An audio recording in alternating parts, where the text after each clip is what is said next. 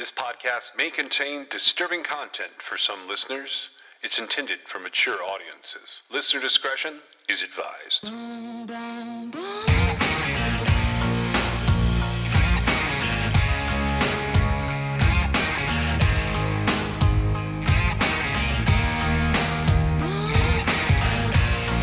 This is True Crime XS.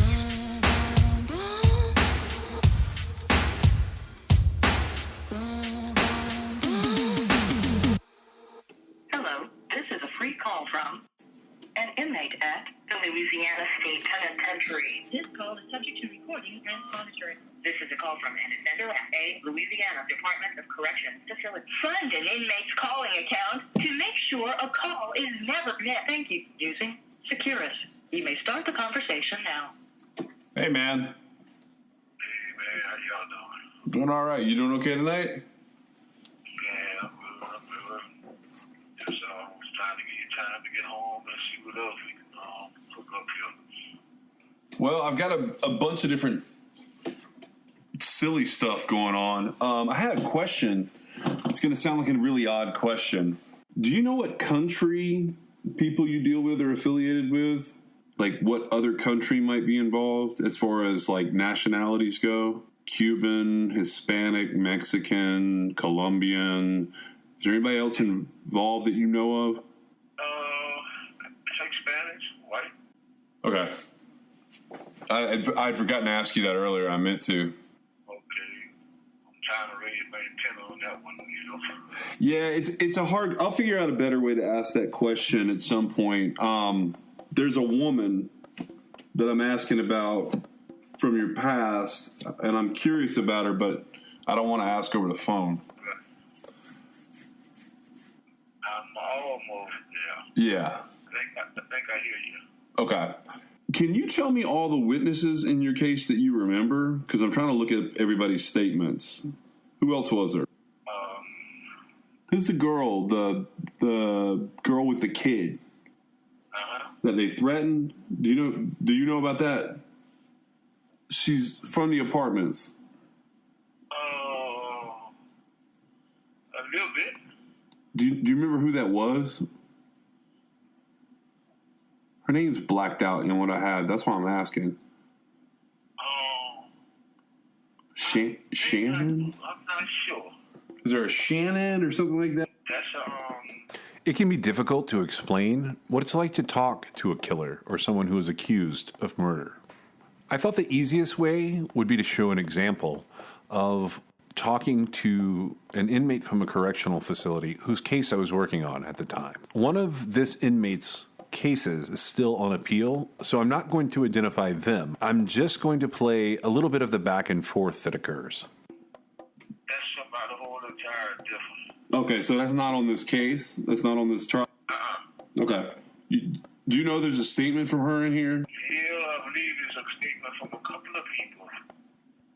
Yes. They Paul. Okay. Shannon is a black. She's black. That may not be who I'm looking at, because some of the stuff I have right now, the names are darkened out where I can't read it all.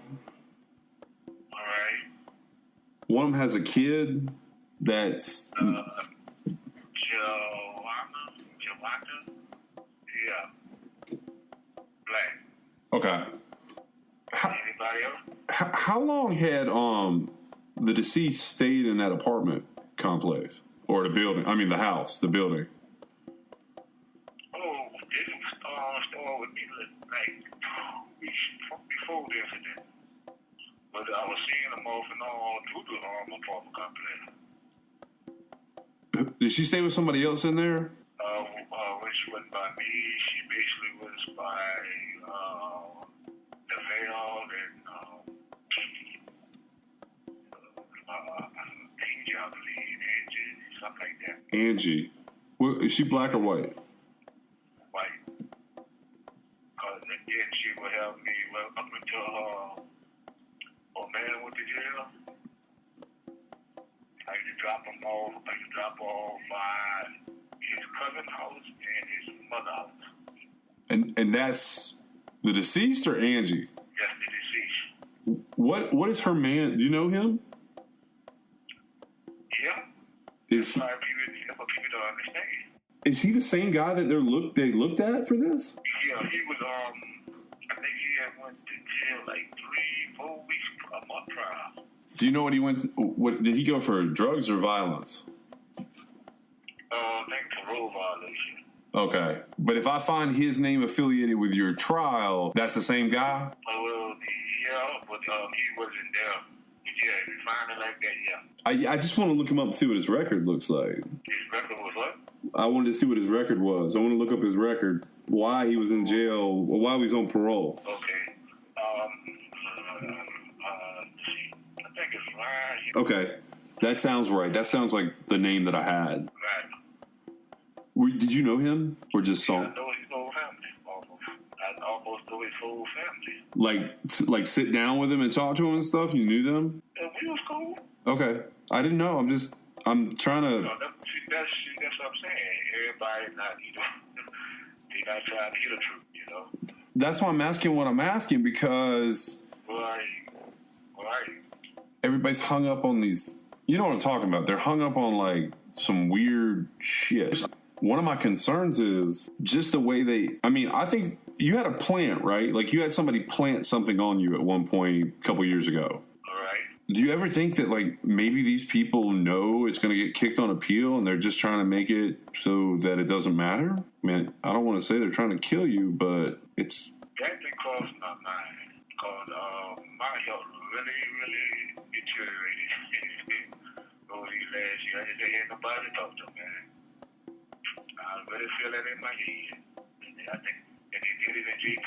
Yeah, it's almost like they just finally caught you on something, they feel like. This call is subject to recording and monitoring. This is a call from an offender at a Louisiana Department of Corrections facility. This might be their hand, what they see, okay? But what I'm saying is too many to prove.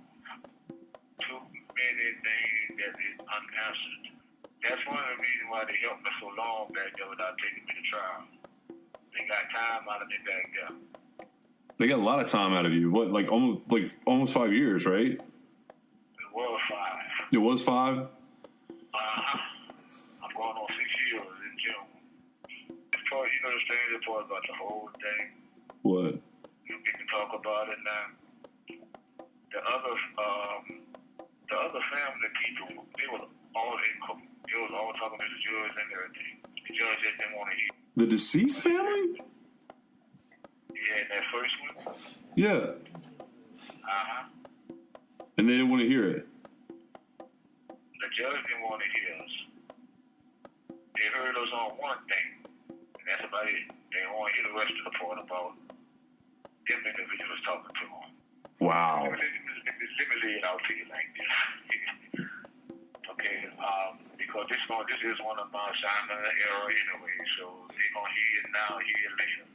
Okay, the jury was requested, right?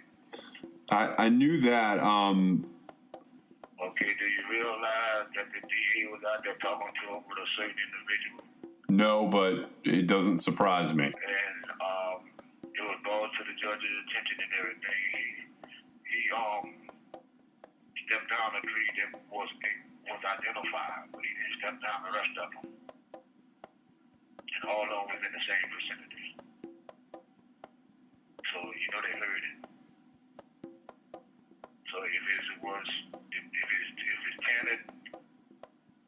Tanner D Street, it's Tanner Georgia. If it's influenced D Street, it influenced the rest of them. I just can't say the word right, my tongue gets. But you follow me now? Yeah, I follow you. Okay, so that's still, that would make me understand that there was just a runaway train, Talking to accused killers is a lot like looking for the smoothest rock to skip across a lake. You want to see how far you can throw that rock and how many ripples you can make. But first, you have to find the rock, and that can take a lot of time. You're talking to people who might not be predisposed to being trusting and truthful. This can be for a variety of reasons. Maybe they've been burned, maybe they're scared, and maybe they're guilty. But even when you find the rock, after a lot of searching, you never know how many skips you're going to get out of it. I found out the hard way that also applies to hunting killers' victims. And I also found out that some words can mean two things. In the killer that you just heard me talking to, a lot of people had skipped a lot of information in his case. And I was trying to track down each and every piece of it and put together the puzzle. He was first convicted of murder when I was just 10 years old, and not just one murder. In the preface for his book, The Man from the Train, Bill James says something interesting. I have long been fascinated by the notion that knowledge can be created about the past. Dinosaurs are the easiest example. For tens of thousands of years, humans had no awareness that the world had once been inhabited by gigantic beasts. Now we know not merely that these animals existed, but we have identified hundreds of species of them. We know what they looked like generally and what they ate. We know which type of dinosaur lived where and in what era. We know what happened to them. We have not merely created this knowledge, we have disseminated it so widely across our culture that the average 5-year-old can now name a dozen type of dinosaurs and has a collection of little plastic models of them. In my day job, I'm a baseball writer. We know many, many things about the baseball players of the 1950s and 1960s, about Willie Mays and Bob Gibson and Stan Musial, that those men themselves did not know and could not possibly have known when they were playing. We have pieced together records of their careers that are far more complete than the records that were kept at the time. Modern historians know things about the Romans themselves did not know and could not have known. 100 years ago and a little more, there were a series of terrible crimes that took place in the American Midwest. Although it actually started in the Northeast and the South, the Midwestern portion of the series is the well-known part. The most famous of these crimes are the murders in Villisca, Iowa. But it's apparent to anyone who will take the time to look that the Villisca murders were part of a series of similar events. I was reading about that series of crimes and I had a thought. I'll bet there were others, I thought, that the contemporary authorities never linked to the same criminal. With modern computers, we can search tens of thousands and hundreds of thousands of small-town newspapers looking for reports of similar events. And I found one. And then I found another one, and another one, and another one. I hired my daughter as a researcher, and she started finding them. We had no idea what we were dealing with, and we never dreamed that we would actually be able to figure out who he was. By the time he came to Villisca, the man from the train had been murdering randomly selected families for a decade and a half. People had been executed for his crimes. People had been lynched for his crimes. And people were rotting away in prison for his crimes. Skeptical? Of course you're skeptical. You're either skeptical or you're stupid, and you don't look stupid. But hear me out. Have I got a story to tell you? A friend of mine recommended this book to me, and something about that preface stuck throughout this process. And I'm not bearing the lead here, but you should be skeptical at everything I'm going to tell you over the next few episodes. And while today's episode is about hunting for pebbles, well, let's talk about pebbles, and then I'll tell you what I got wrong. The Dalai Lama is reported to have said, just as ripples spread out when a single pebble is dropped into water, the actions of individuals can have far-reaching effects. A pebble is defined as a noun, as a small stone made smooth and round by the action of water or sand. Alternatively, it can be used to describe, as an adjective, an eyeglass lens that is very thick and convex. Its origin is in the late Old English, recorded as the first element of Papelstone, Pebblestone, Pebble Stream. The word is recorded in place names from the early 12th century onwards. That's the definition that I started with, but it would soon come to mean something completely different. Excluding Julie Harris and Cassie Emerson, I needed to find a first victim, so I looked in several places to see who might fit what I was looking for. And that was the first victim whose remains had not been recovered. When I was growing up, my father would consume a steady stream of outdoor magazines. I was always fascinated by the disappearances. I recalled one story in particular from Outside magazine from March 1st of 1998. It was a particularly fascinating mystery that you can still read on the internet even today, the exact same way I did then. Here's a summary of that story from the Charlie Project.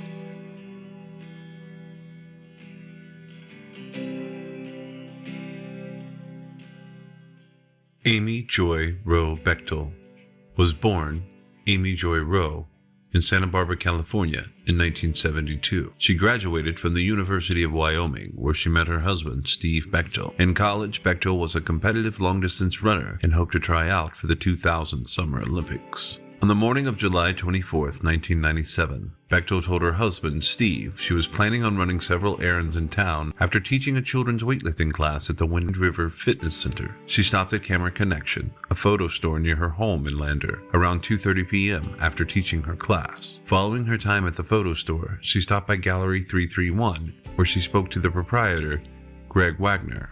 Wagner noted that Bechtel seemed hurried, repeatedly glanced at her watch during their conversation. Wagner's was the last confirmed sighting of Bechtel. After leaving the photo shop, it is believed by authorities that Bechtel drove to the Shoshone National Forest to practice the course of an upcoming 10K run she was enrolled to compete in. According to an eyewitness driving on Loop Road through the forest that afternoon, a woman resembling Bechtel was seen running along the road wearing black shorts similar to those she had worn earlier that day. At 4:30 p.m., Steve returned home after having spent the day with a friend and found his wife absent. At 10:30 p.m., he called police to report that his wife was missing. At 1 o'clock a.m. on the morning of July 25th, Bechtel's car, a white Toyota Tercel, was discovered parked on a turnout at Burnt Gulch in Lander.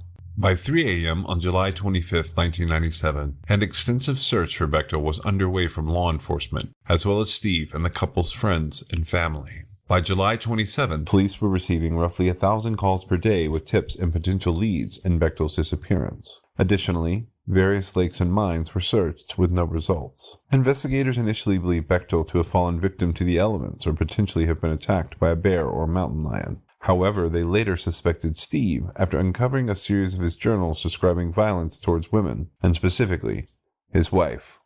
Detectives interrogated Steve on August 1, 1997, falsely claiming to have evidence proving he had murdered his wife. In response, Steve terminated the interview. He would later claim the journals had comprised song lyrics he had written for his band, and that they were unrelated to Bechtel or her disappearance. In 1998, local police stated that Bechtel was not a central suspect in the case, but they had wanted to clear him of suspicion in order to follow other leads, which they were unable to do after his lack of cooperation. Steve provided an alibi for the time of Bechtel's disappearance, which was corroborated by friends who agreed they had spent the afternoon with him rock climbing. However, he refused to submit to a polygraph test. Additionally, a woman driving through the area from where Bechtel disappeared claimed to have seen a truck matching Steve's in the area. In late August 1997, the FBI requested satellite photos from NASA of the area on the day of Bechtel's disappearance, but the satellite images provided no information. In January 1998, satellite images taken by the Russian space station Mir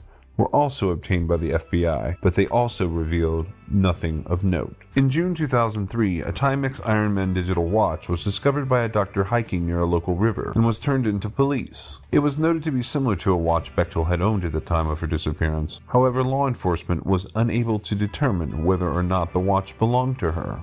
In a 2007 interview with the Billings Gazette, Sheriff Sergeant Roger Reiser stated, "I believe it was a homicide, and I believe what happened to her happened on the day she disappeared. In my mind, there is only one person that I want to talk to, only one person who has refused to talk to law enforcement, and that is her husband."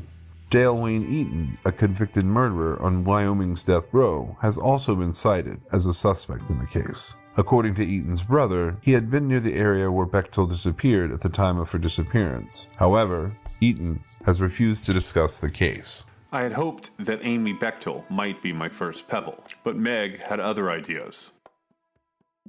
Hey. Have you followed Kristen Smart at all? Historically or recently? Either. Yeah, I mean, she's one of the girls that went missing when I was a kid that is still missing. Yeah. I mean, on Unsolved Mysteries and all the random shows I used to watch, she was always one of the cases. There was another girl missing like that same night, but yes, to answer your question, yes, I followed her, just sort of scratching the surface.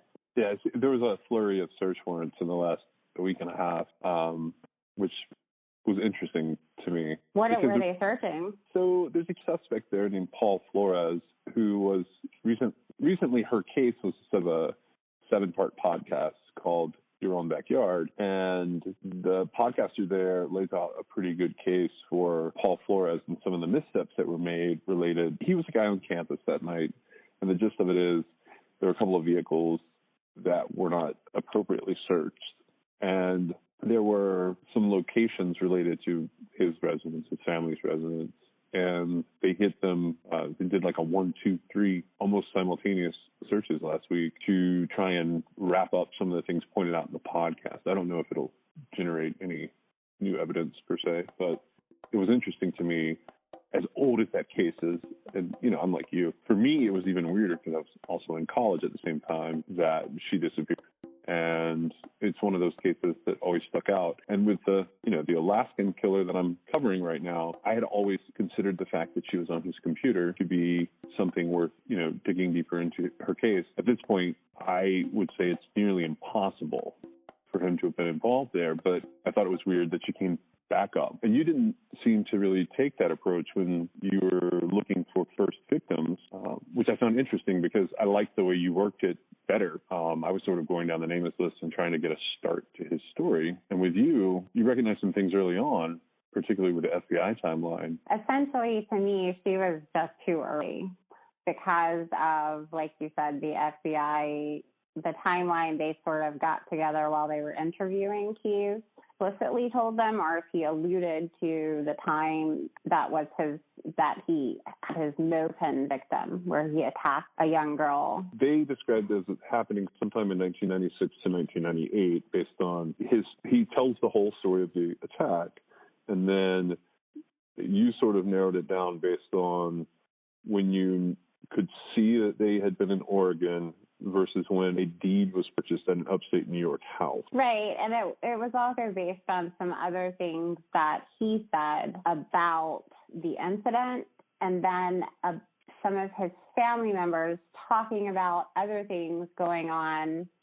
And I'm not trying to be elusive. I really don't remember what they said exactly that led me to the conclusion, but I felt like I nailed it down pretty well in it being late summer of 97. That was based on a trip they took as a family and left him behind. It was an interview with his mother. Was right. And so somebody said, hey, that must have happened, while we were gone, which I'm not saying that that's necessarily true, but based on everything, listening to him, whatever the FBI put out separately, we figured out that the Mopin incident happened late summer of 97. So, and then they moved to New York, shortly after that. And then that's pivotal, verifiable thing, I believe, is when he joins the Army the following June or July. So, okay, listening to Israel Keyes be interviewed and give this,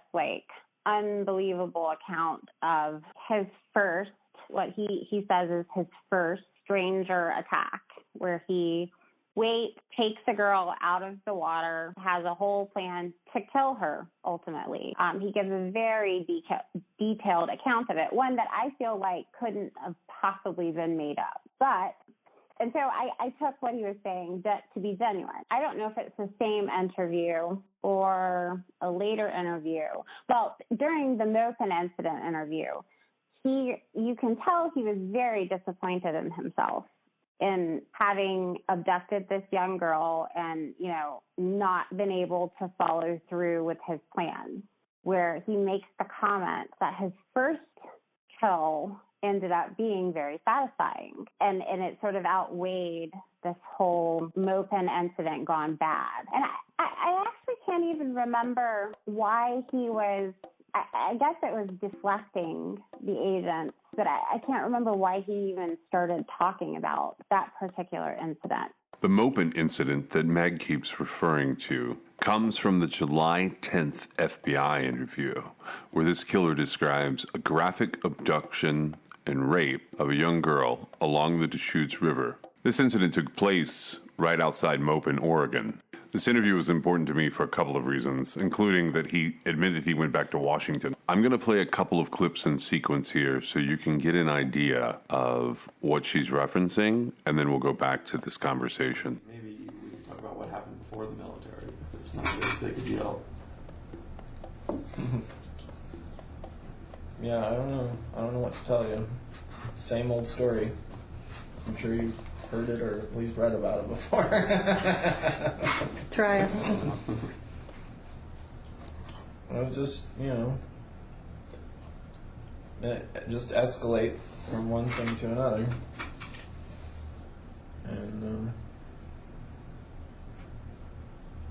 it was only, it was a couple years before I went in the military that I realized I could do it and get away with it. And then after that, it just took me a few years to get up the nerve to actually do it, I guess. And those things you're talking about getting away with, you're talking about like breaking into houses, or? Because I know you talked about that once when you're taking some guns and that kind of thing. Oh yeah, when I was a kid, yeah. So what kind of things were you talking about right before you went in the military that you could get away with? No, there was when I was living in Oregon, I was working on this house for my dad, and there was this river that was near the house. There was a lot of people would go down there. A pretty remote area, but there were beaches and stuff along the river where people would go and hang out for the day and stuff. And that's, I don't know, that's what gave me the idea, I guess. There would be people hanging on the beaches, like younger girls in their swimsuits and stuff. And I think I was only maybe 18 at the time. So did you get away with something there? Yeah. Never even got reported. I mean, I didn't, like I said, I didn't have the nerve to, take it to the next level, but in my mind, that's what I was going to do. Is that a pretty remote area that you were in? Yeah. It's called the Deschutes River.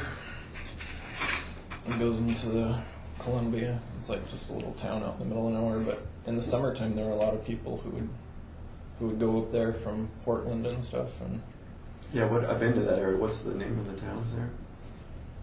well, the town that the house I was working on was in was Maupin. It's just downriver from Bend, I think. Yeah, Bend, Oregon. And what did you do then? You said you thought about taking it to the next level, but you obviously did some level. Something you got away with, huh? Yeah. There were these remote restrooms in these just random little beach areas along the river. I took somebody to one of those, but I didn't, I didn't kill her. What'd you do to her? It was one of those bathrooms where the door you could lock from the inside, and just like single restroom, and it was kind of late, so I knew nobody would be along. But I was pretty done, and I lost my nerve. I didn't kill her. She was pretty scared. She was about my age, so I don't know. I guess I just decided not to. I don't know. Not to kill her. Yeah. How'd you sexually assault her? Yeah, I scared her pretty bad. I don't know, I guess maybe that's why I never read anything about it. Do you have a weapon? Yeah, I was mostly into knives at the time, but... How'd you get her to the bathroom? I guess I'm assuming you didn't know her. No, I didn't know her. She was out on the river, it's like a river you can float down, like people would do it on inner tubes and stuff. And I was just hanging out at this more remote spot. She was like the last one in her group, and grabbed her and pulled her into the shore. She white, black, maybe? She was white. About your age? I don't know how old she was, but she could have been anywhere from, 14 to 18, I don't know. Did you have like conversation with her and stuff? Did you know her name or anything like that? No. Blonde, brunette? She was like dirty blonde. And that didn't get reported? I don't know. I never read anything. I was pretty freaked out afterwards. I was sure that I was going to get in trouble, or I don't know. I was just paranoid. You didn't hear about it getting reported or anything? No, I remember like a week after that I kept going and checking like all the newspapers and stuff. I wasn't into computers or anything at the time, so. But I never read anything about it. And you were 18? Yeah, 18 or 19, I don't know. Was that the first time you sexually assaulted somebody?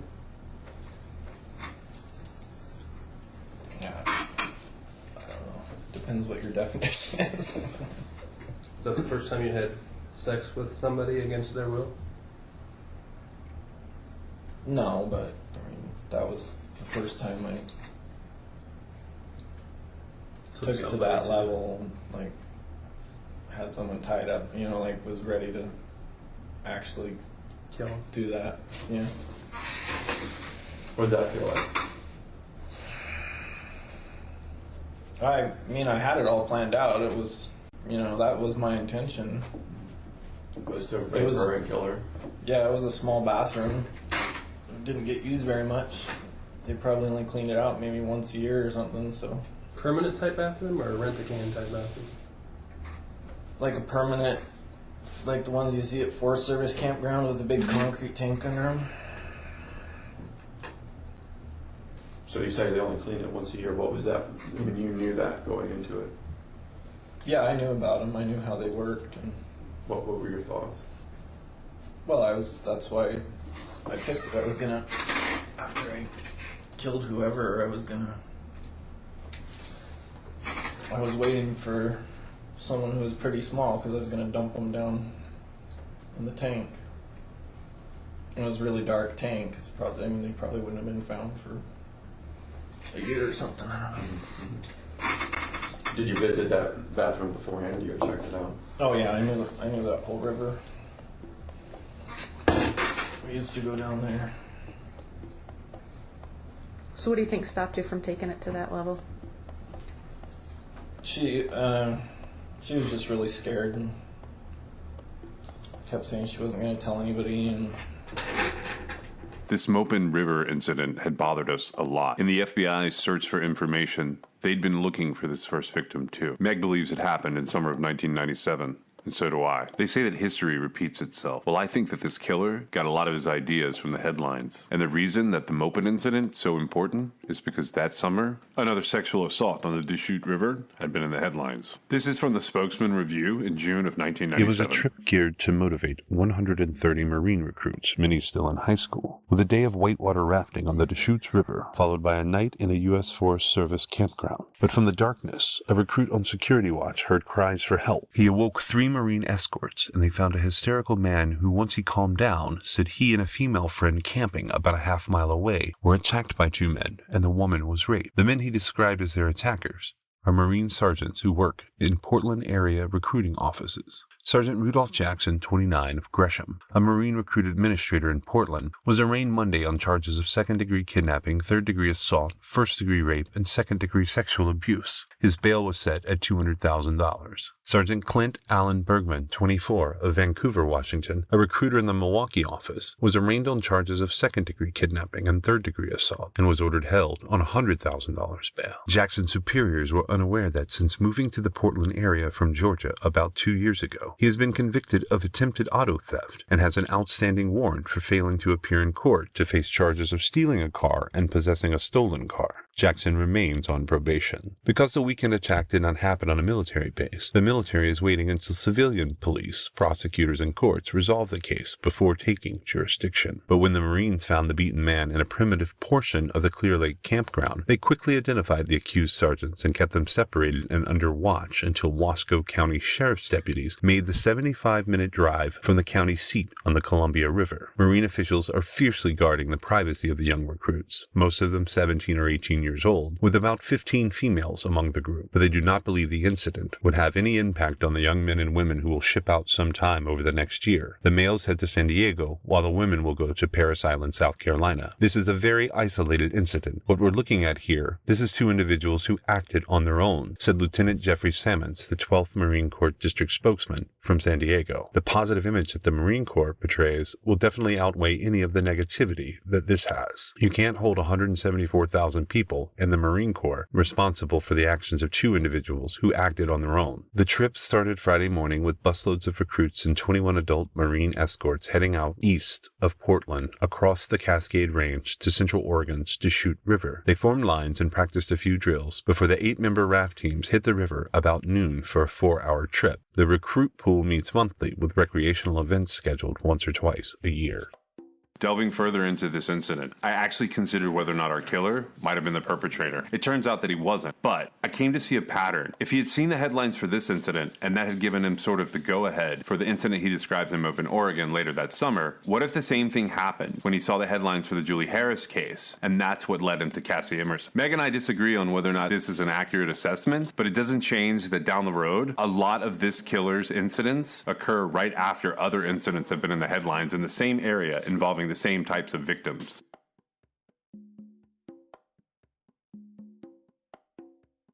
So you have a guy who tells a story about an abduction and rape in the late summer part of 1997 in Mopen, Oregon. Within a couple of months, his entire family moves from Mopen, Oregon. They move across the country to Constable, New York. And Israel Key's behavior is very indicative of him doing things right before he leaves somewhere. And so, that's another reason why the Mopen incident probably happened in late summer of 1997. What I did was, I don't feel like he let himself, I feel like he probably really was hard on himself about not following through with his plan and letting himself down. And I'm not saying that that's right or wrong, or it was wrong. He shouldn't have been planning to kill someone.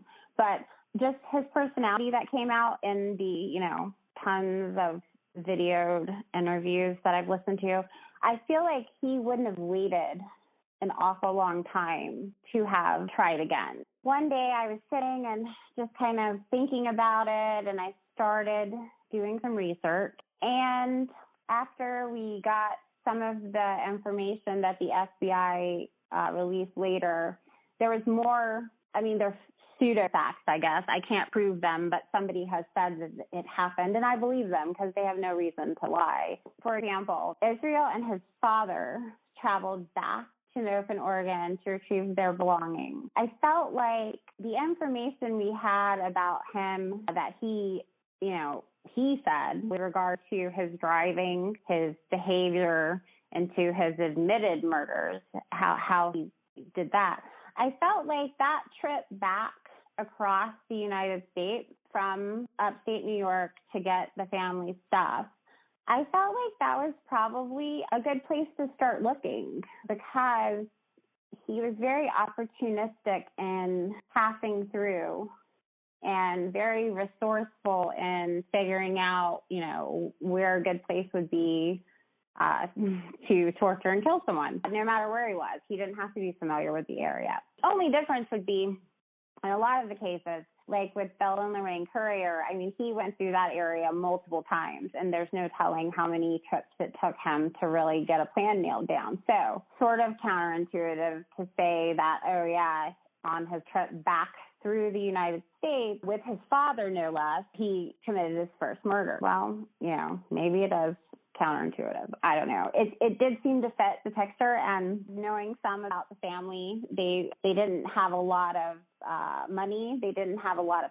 stuff, but I imagined the two of them driving two vehicles. So essentially, the father would be driving whatever he drove, and Israel had a truck at the time, and for the sake of having the room to move the stuff. And I started looking at cases of missing people during. I have some of the dates here, if you'd like, just to refresh your memory. You were looking at. It looks like you were looking at late July, early August through October. I think it may have even been opened up further than that, but one of the benefits of looking into cases like this is the longer time passes, the more cases get resolved in other ways. And so whatever the criteria was that I used, it got narrowed down very quickly. I think that I felt like once they got settled into their house, they would have gone. He had a lot of sisters. He had a lot of siblings, but I had a feeling like they wanted to get settled in, and so, go back and get our stuff. So it wasn't like it was a long, prolonged process, not to mention, upstate New York had cold winters, and, I just feel like after they made the trip cross country, got the land, they probably went rather quickly back. And so that had him passing through the United States at the end of October. And now this is just my theory. I have absolutely nothing to substantiate it except a family member's statement that after they moved from Mopen to Constable, that he returned with his father. And it's just the two of them. And it was a road trip. And in the FBI's timeline that they released, and I believe it was a product of the search warrant of the house that was in Israel Key's name, Constable, New York, or the land rather. There was a house, but it wasn't like a livable house. There was a journal found there, and there was a note, and the note was dated at the end of November of that date.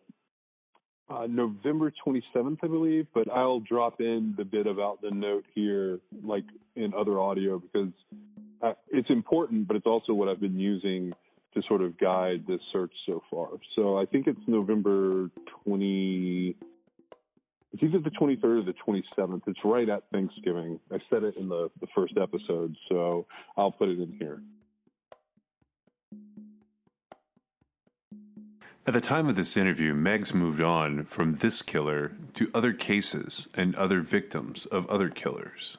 What she's referencing is the FBI's timeline. It indicates a series of journal entries in late 1997 and early 1998. They read as follows. On 11/21/1997, he writes about missing a girl, name redacted, and hopes she'll wait a year or so for him.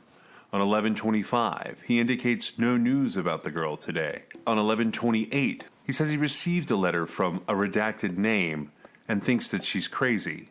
On 11/30, in quotes, he writes, "Any day now." When I first asked for this report, Meg sent me an incredibly detailed list of candidates.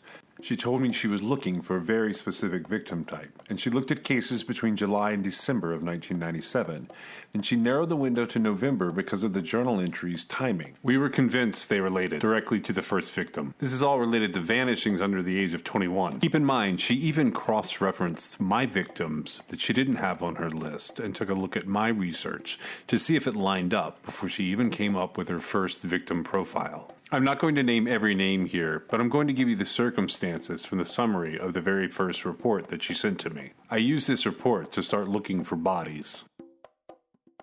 I looked at cases between July and December of 1997, then I narrowed the window to November because of the journal entries' timing. Anything before that, I took a look at it, and I looked at vanishings for people under the age of 21. That took us down to 78 names. I think that he had really specific reasons when he took men, so for this early case we were hunting as sort of our ground zero, or at least what kicked off the 14 years he described. I narrowed the search to look for females. I had actually looked at one case of a male that fit my criteria, Ricky Lane Thomas Jr., but ultimately I ruled him out because I think I know what happened there. That got me down to 40 still unsolved cases, and I hadn't made a decision on what he thought of race yet, and it's likely he would have grown into that type of ambivalence, so I made the assumption that his first victim would likely be Caucasian. That got me down to 29. I knew that the Mopen, Oregon incident had happened. If it did happen in 1997, it would have been at a time when someone would be part of a group tubing. I narrowed the search for the latter part of the year because of that indicating summer. I got down to around 19 missing persons cases that are still open. But if I cut the date off at June 1st of that year, but then there's those dates. We can cut off anyone after the date in the journal. It's too late in the year, and the two notes being so close together indicate a certain amount of anticipation of some form of report or news. So I stopped my date at November the 25th. I didn't think that I was looking for a missing persons case with the person's last contact being after that date. That meant that I had 17 missing persons case that I was digging into. I had Oregon on one side of the country and New York on the other. I started narrowing them down by proximity.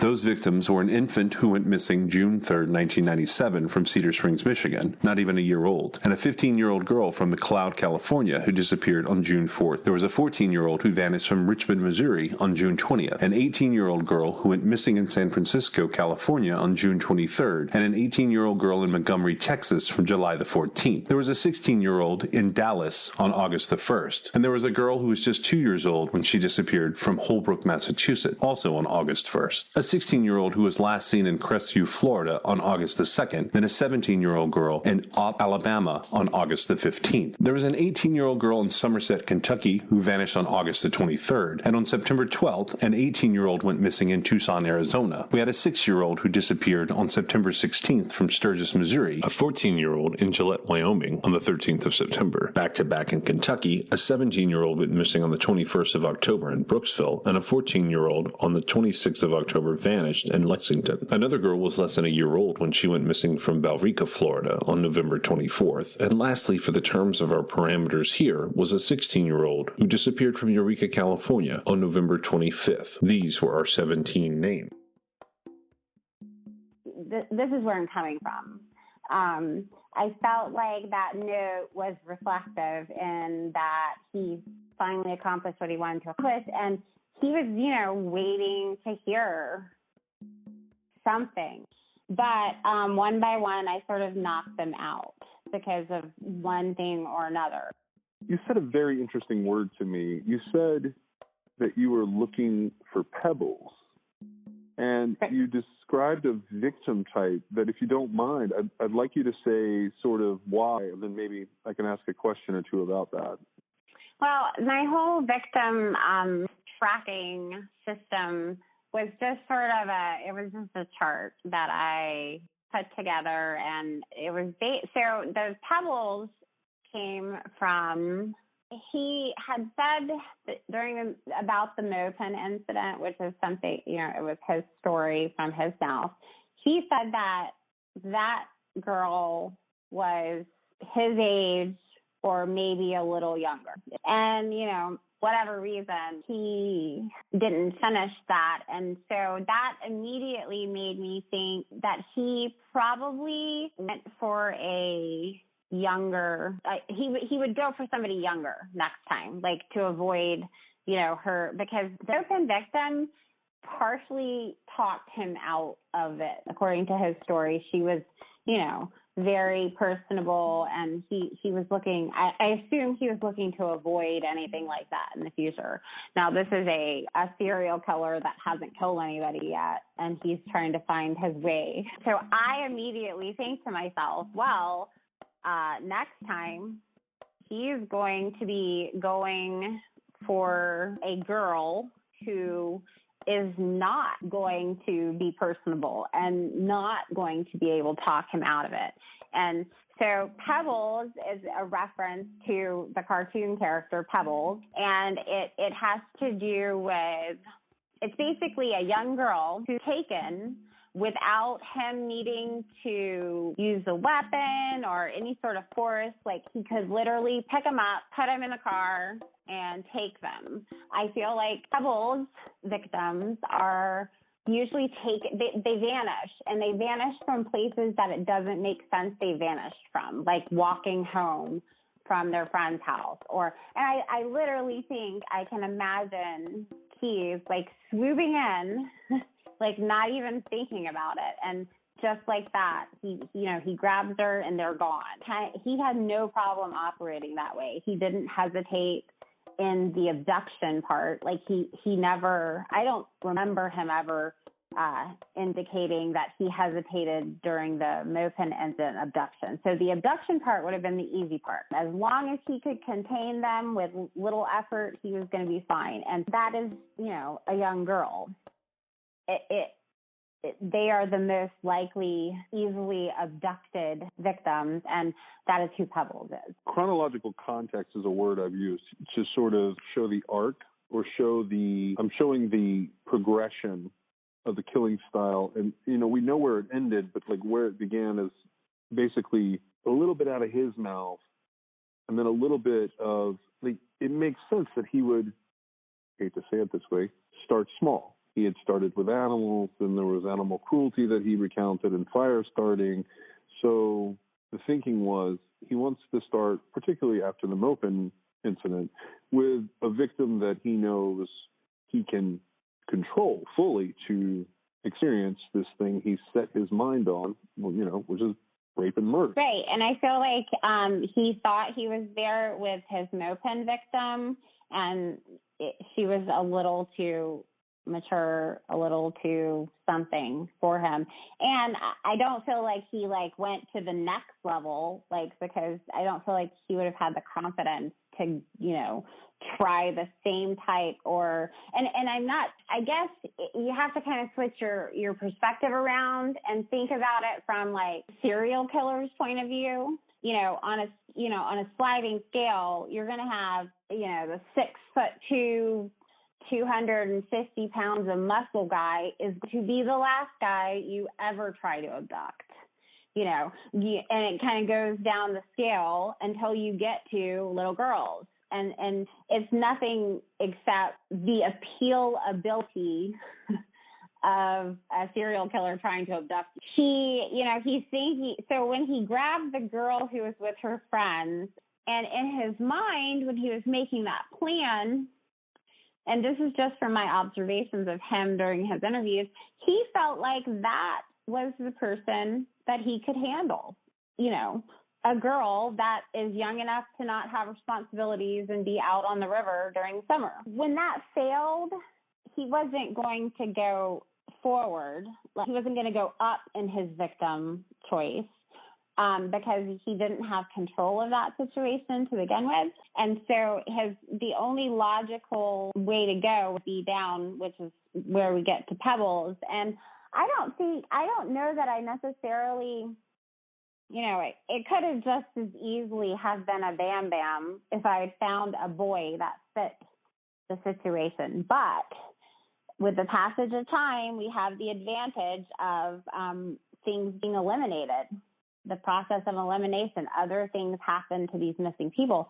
There was not a boy that fit the time period. A young child who's vulnerable and who can be taken with little effort was what he was going to be looking for next, because I believe that his biggest issue with the Mopen victim was that she humanized herself to him. I think that he was hoping he would get a victim younger who would be unable to think to do that for themselves. So what we were left with was Lydia Perkins, who was a young girl who went missing in Kentucky. Lydia Ann Perkins disappeared October 26, 1997, from Lexington, Kentucky. At the time, she was 14 years old, 4 foot 11 inches tall, and 90 pounds. She's described as a Caucasian female with reddish blonde hair and hazel eyes. Lydia had a circular brown birthmark on the right side of her neck. She has scars on her right eyebrow and in the center of her forehead, and her ears are pierced. Lydia may dye her hair bright red, brown, or black. She may be using the name Moberly. Lydia's family last saw her at her parents' Lexington, Kentucky home at 1 o'clock p.m. on October 26, 1997. A neighbor saw her walking away from her boyfriend's house on Londonderry Road between 3 and 5 p.m. She was evidently en route to her family's home on Rugby Road and was seen where Rugby Road intersects with Piccadilly Street. She's never been seen or heard from again. Her family reported her missing several hours later. Lydia was born 6 weeks premature. Her twin sister died at birth. She has one younger brother. Because she had a history of leaving home without permission, even though she rarely left her own neighborhood. For the first 2 years after her disappearance, Lydia was considered a runaway. Her case is now classified as an endangered missing person. The exact circumstances surrounding her disappearance are unclear, and her case remains unsolved. Well, days have turned to weeks and then months into years. And now a Lexington family is marking 22 years since a teenager was last seen. Lydia Perkins was 14 when she disappeared in 1997. She was last seen walking in the Cardinal Valley neighborhood. In the past 2 decades, her family's had few details and even fewer answers to go on. WKYT's Olivia Russell talked to Perkins' brother, who says he'll never stop waiting. At first, Justin Perkins counted the days, the months. Now he's counting the years since he last saw his sister Lydia. It's been 22 years to be exact. It's affected me really my whole life. Lydia Perkins was 14, Justin was 12. Lydia was last seen walking on Londonderry Drive in the Cardinal Valley neighborhood and never made it home that day. when you're 12, you don't really need your kids. You don't know what's going on. I remember I'd sneak out at night and I'd go just walking through the neighborhoods. I don't know what I was looking for back then, maybe just hoping to run into her. Not much has changed since then. Nobody has been charged with Lydia's disappearance, and they don't even know if she's still alive. Regardless of what you think's happened, you can't give up hope. Justin says a detective came to the family a few years ago saying an inmate may have confessed to taking Lydia, but they never heard anything after that. Now they're still searching for answers. Justin says he can't find the answers himself, but what he can do is remember and honor his sister through his 4-month-old daughter. She's got the same middle name as her. My sister's middle name was Ann, and her name's Anna J. Lynn. He's hoping other people will remember Lydia Perkins too, and that someone will come forward. In Lexington, Olivia Russell, WKYT. And anyone with information is asked to call 1-800-THE-LOST. That's the National Center for Missing and Exploited Children.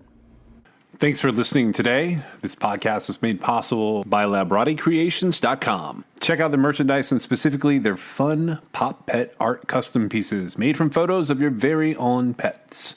Use the promo code CRIMEXS, that's CRIMEXS, for 20% off a fun, brightly colored, happy piece of art of your own pet at their site, LabrotieCreations.com. That's LabratiCreations.com. Music in this episode was licensed for True Crime XS. Our theme song today is Indestructible by Noah Smith, with additional music by Benson with the song Madeline. You can reach us at our website, truecrimexs.com, and you can leave us a voice message at 252-365-5593. Thanks for listening. Please like and subscribe if you want to hear more. You can come over to patreon.com and check out what we've got going on there if you'd like to donate to fund future True Crime XS road trip investigations and FOIA requests. We'd also like to thank Anchor and Spotify for having the coolest all-in-one podcast platforms available. Definitely download the Anchor app or go to anchor.fm to start your own show today.